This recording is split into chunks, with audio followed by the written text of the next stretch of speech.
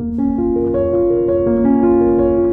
good morning and welcome to day 2 of our Lenten reading plan through the book of Luke. Today's reading is Luke chapter 1, verses 39 through 80. And wow, what a chunk of a story. You've probably heard parts of this story or the whole thing a gajillion times, but I would encourage you today to actually take a moment to sit in this.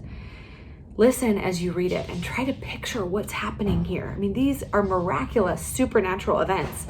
And sometimes I have to ask myself when I read about supernatural events, what if this is true? Like, what if this really happened? I told y'all a couple weeks ago that we're building a garage, so you can hear some jackhammers in the back. That's what that noise is. But ask yourself as you read, what if this really happened? Like, what if John the Baptist really was mute until the baby was born? And then he spoke. It says everybody was afraid, that fear came on all their neighbors. I mean, these are not benign little events. These are tremors to the way that the world normally works. Here's my thought as I read today. I mean, there are so many different things to meditate on or ways that God could speak to you in the text. But for me, I'm drawn to this line in verse 77 to 79.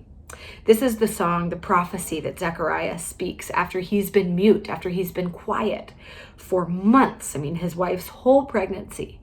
And this is the end of what he speaks as his first words when the baby is born.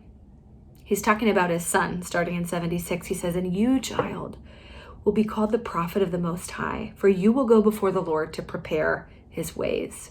This is what he's going to do, to give knowledge of salvation to his people in the forgiveness of their sins, because of the tender mercy of our God, whereby the sunrise shall visit us from on high, to give light to those who sit in darkness and in the shadow of death, to guide our feet into the way of peace.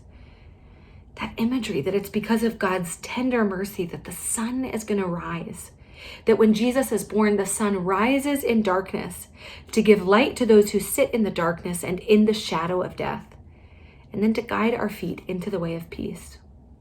So my questions for you, I have 2 of them. One is this: what is happening by the tender mercy of God in your life? Maybe it doesn't feel tender. Maybe it doesn't even feel like mercy. But how is God breaking into your life like the sunrise? And can you see that as his tender mercy?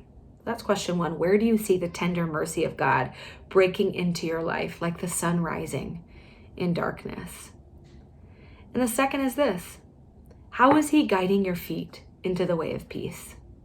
I mean, those are powerful words that forecast what Jesus will do, what John the Baptist is making the way for Jesus to do in the world, but especially given what's happening in the world, not just domestically with our bitterness and strife and disagreements, but in the world with Russia and Ukraine. What does it look like for you as a follower of Jesus to walk in the way of peace that Jesus has marked out? Maybe it's the way of peace at your home, at your school, in your office. But how are you walking in the way of peace today? Gosh, those are just my 2 questions for you. I hope that as you read, that things just burst into color for you as you're reading this story of Luke for maybe the first or maybe the millionth time.